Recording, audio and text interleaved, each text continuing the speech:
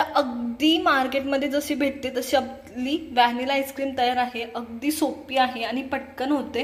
तर म्हणजे मी कोमल तुमच्या सगळ्यांचं आपल्या कोमल अंगणे पाटील या रेसिपी चॅनलमध्ये खूप खूप स्वागत करते। तर आज आपण उन्हाळ्यासाठी रेसिपी पाहत आहोत। उन्हाळ्यासाठी आवश्यक असणाऱ्या 3 रेसिपी ऑलरेडी आपल्या चॅनलवर आलेले आहेत, ते जाऊन नक्की पहा। त्याची लिंक व्हिडिओच्या शेवटी किंवा डिस्क्रिप्शन बॉक्समध्ये सेपरेट प्लेलिस्ट सुद्धा आहे, तर नक्की जाऊन पहा। तर आज आपण उन्हाळ्यासाठी स्पेशल रेसिपी पाहतोय। ही रेसिपी आपल्याला पुढच्या रेसिपीमध्ये यूज होणार आहे, त्याच्यामुळे आपण ही रेसिपी पाहतोय। आज आपण व्हॅनिला आईस्क्रीमची रेसिपी पाहतोय। तर व्हॅनिला आईस्क्रीम मोस्टली कॉफी कॅपमध्ये जेव्हा तुम्ही कॉफी पिता त्यावेळेस स्पेशल काही कॉफीमध्ये व्हॅनिला आईस्क्रीम ऍड केली जाते। त्याच्यानंतर फालुदा मस्तानी जेव्हा तुम्ही खाता त्याच्यात सुद्धा व्हॅनिला आईस्क्रीम किंवा त्या फ्लेवरची आईस्क्रीम ऍड केली जाते। तर आपण व्हॅनिला आईस्क्रीम ऍड करून ते फालुदे किंवा ती मस्तानी बनवणार आहोत। तर त्याच्यासाठी खूप महत्त्वाचं आहे, आईस्क्रीमची रेसिपी महत्त्वाची आहे, म्हणून ही रेसिपी आज आपण पाहणार आहोत। त्याच्यामुळे व्हिडिओ शेवटपर्यंत पहा। व्हॅनिला आईस्क्रीम करताना कोणती काळजी घ्यायची, कशी व्यवस्थित सेट होईल, ह्या सगळ्या गोष्टी मी या व्हिडिओमध्ये सांगितल्या। त्याच्यामुळे व्हिडिओ शेवटपर्यंत पहा। रेसिपी आवडली असेल तर लाईक करा, शेअर करा आणि सबस्क्राईब करा। तुमच्यातले बहुतेक जण फक्त व्हिडिओ पाहून जाता, तर तुमची कमेंट, तुमचं लाईक हे आमच्यासाठी खूप महत्त्वाचं असतं। त्याच्यामुळे प्लीज तुमची प्रतिक्रिया देत जा। चला तर मग रेसिपीला सुरुवात करा। आज आपल्याला व्हॅनिला आईस्क्रीम करायची आहे, तर त्याच्यासाठी मी इथे साहित्य घेतलंय। आता एक गोष्ट लक्षात ठेवा, ज्या वाटीने तुम्ही दूध घेताय त्याच वाटीने बाकीच्या सगळ्या वस्तू तुम्हाला मोजून घ्यायच्यात। तर 1 वाटी दूध घेतलं असेल तर तुम्हाला पाव वाटी मिल्क पावडर घ्यायची आहे। त्याच्यानंतर कंडेन्स मिल्क घ्यायचं अर्धा वाटी। आता समजा की तुमच्याकडे मिल्क पावडर नाहीये तर तुम्ही कॉर्नफ्लॉवर वापरू शकता 1 चमचा मिल्क पावडरच्या जागी। त्याच्यानंतर मी इथं व्हॅनिला इसेन्स घेतलंय, हे लागणारच आहे तुम्हाला, याला ऑप्शन नाहीये।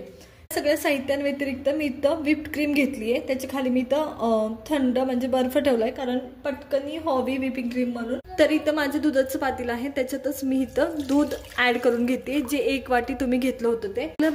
त्या पातेल्याला साईडनी साई पण बरीचशी होती, म्हणून मी माझ्या दुधाच्या पातेल्यातच ते घेतलं। आता हे गरम करायचे आपल्याला, त्याच्यामुळे गॅस चालू करायचा। आता हे दूध गरम व्हायला सुरुवात झाली, त्या टायमाला आपण ह्याच्यात मिल्क पावडर टाकतोय। आता तुमच्याकडे नाही तर मी आधीच सांगितलं की तुम्हाला याच्यात कॉर्नफ्लॉवर टाकायचंय। फ्लॉवर टाकताना मात्र 1च चमचा टाकायचंय। आता ही मिल्क पावडर आहे आपली, किंवा तुम्ही टाकलं असेल तर कॉर्नफ्लॉवर, व्यवस्थित मिक्स करून घ्यायचंय। तर कॉर्नफ्लॉवर व्यवस्थित शिजतं आणि थिकपणा येतो।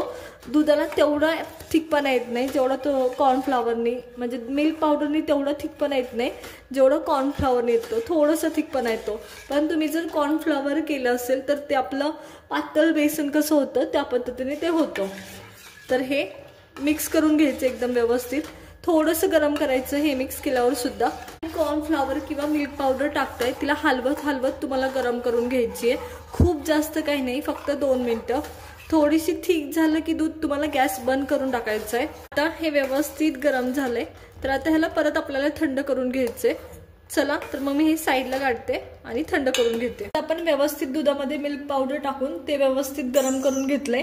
त्याच्यानंतर आपण व्हिप्ड क्रीम बनवून घेणार आहोत। चला तर मग व्हिप्ड क्रीम बनवून घेऊया। तर त्यासाठी मी ही व्हिप्ड क्रीम घेतली आहे, ती आपण व्यवस्थित जशी आपण केकला करतो तशी व्हिप्ड करून घ्यायची। व्हिप्ड करताना सुरुवातीला 1 नंबरवर सुरू करायची आणि मग हळूहळू नंबर वाढवायचा। 1 ते 2 मिनिटं फक्त व्हिप्ड क्रीम अगदी पहिल्या 1 नंबरवरच करायची, नंतर 5 वर वाढून पूर्ण आपल्याला व्हिपिंग क्रीम बनवून घ्यायची। तर आता इथं ही व्हिप्ड क्रीम आपली झाली आहे, त्याच्यामुळे मी बंद करून टाकतेय। व्यवस्थित झाली आहे जशी आईस्क्रीमला पाहिजे तशी।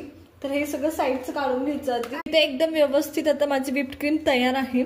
तर आता तोपर्यंत आपलं दूध पण थंड झालंय, ते पण मी घेते। चला तर मग आता हे दूध पूर्णपणे माझं थंड झालंय, हात घालून बघायचं।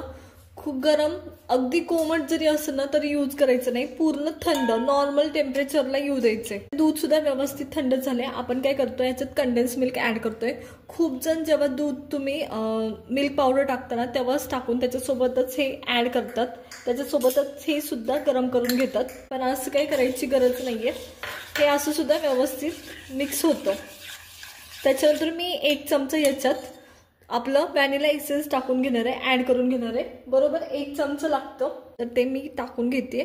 बरोबर 1 चमचा घेते, तर ते ऍड करायचं व्यवस्थित। तर हे मिक्स करून घ्यायचं आणि ह्या सगळ्या गोष्टी थंड झाल्यावर करायचं. तर हे सगळं मिक्स झालंय आणि व्हॅनिलाचा म्हणजे आत्ताच आईस्क्रीम सारखा वास यायला सुरुवात झालाय या दुधाला. इसेन्स आणि कंडेन्स मिल्क ऍड केल्यानंतर आपण याच्यात जी व्हिप क्रीम आपण करून घेतली होती ती ऍड करून घेतोय. तर सगळं व्यवस्थित मिक्स करायचंय. कधी कधी काय होतं की तुम्ही क्रीम मिक्स करता तेव्हा क्रीम साईडला लागून राहते. खूप जण क्रीमच्या भांड्यातच हे मिक्सचर मिक्स करतात तर त्याच्यामुळे क्रीम साईडला लागून राहते. पण असं न करता व्यवस्थित मिक्स करून घ्यायचं. कंटिन्युअसली हलवून असं मिक्स करायचं. तर तुम्हाला दाखवते की आता हे व्यवस्थित मिक्स झालंय. तर पहा या पद्धतीने. आता हे आपले बेकिंगचे ट्रे असतात त्याच्यात आपल्याला व्यवस्थित ऍड करून घ्यायचं. तुमच्याकडे जर बेकिंगचा ट्रे नसेल तर तुम्ही प्लास्टिकच्या डब्यामध्ये व्यवस्थित पॅक करून ठेवलं तरी चालतं. आता हे कमीत कमी 8 तास तुम्हाला व्यवस्थित करून ठेवायचंय, पॅक करून ठेवायचंय. 8 तास तुम्हाला हे काढायची गरज नाही. बेकिंगचा ट्रे घेतलाय माझा केक करायचा. त्याच्यात हे आपण मिक्सर होतं जे केकचं ते व्यवस्थित काढून घेतोय या पद्धतीने. तर हे नीट काढून घ्यायचं. 8 तास ह्याला एकदा सेट केल्यावर काही उघडायची गरज नाही. एकदम व्यवस्थित काढून घ्यायचं हे. आता हे माझं व्यवस्थित सगळं मिक्सचर रेडी आहे. तर आता हे आपण फ्रीजमध्ये ठेवणार आहोत. 8 तासांनी पाहायचं. त्याच्या आधी तुम्हाला रिसेट करायची वगैरे काही गरज नाही. व्हॅनिला आईस्क्रीम अशी सुद्धा फार सुंदर होते. रिसेट करून म्हणजे 1-2 तास फ्रीजच्या टेम्परेचरला ठेवून मग परत फ्रीजरमध्ये ठेवायची वगैरे काही गरज नाही. अशी पण सुंदर होते.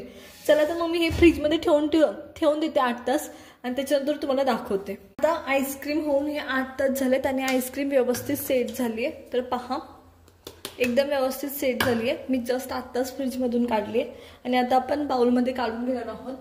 तर फार सुंदर झाली आहे. चला तर मग मी बाउलमध्ये काढून दाखवते तुम्हाला. तर या पद्धतीने अशीच आईस्क्रीम काढून घ्यायची सगळी. मी बाउल पण घेतलाय आणि आपण बाउलमध्ये आईस्क्रीम काढून घेतोय. तर पहा अप्रतिम अप्रतिम सुंदरच. तर सर्व आईस्क्रीम मी अशीच काढून घेणार आहे. आता मी सर्व आईस्क्रीम काढून घेतली. तर पहा किती सुरेख दिसत आहे, अप्रतिम दिसत आहे.